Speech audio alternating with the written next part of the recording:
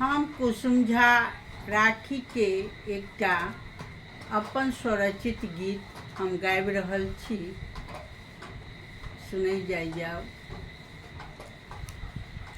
राखी के पाबनियन मोल यो भैया, राखी के पाबनियन मोल, राखी के पाबनियन मोल यो भैया, राखी के पाबनियन मोल। नब साड़ी नब लहठी पहिरब, नब साड़ी नब लहठी पहिरब, भैया के बान्हब राखी यो भैया, राखी के पाबनियन मोल, भैया के बान्हब राखी यो भैया, राखी के पाबनियन मोल।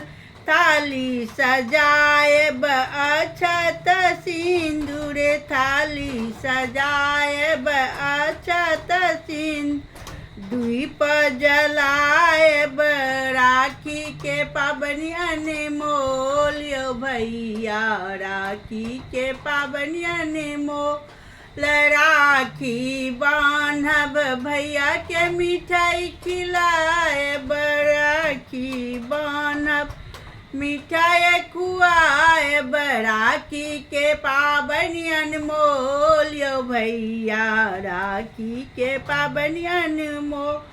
और तिलक लगाएब आरती उतारब, तिलक लगाए आरती उतारब, राखी के पाबनियन मोल यो भैया, राखी के पाबनियन मोल, राखी के पाबनियन मोल यो भैया, राखी के पाबनियन मोल।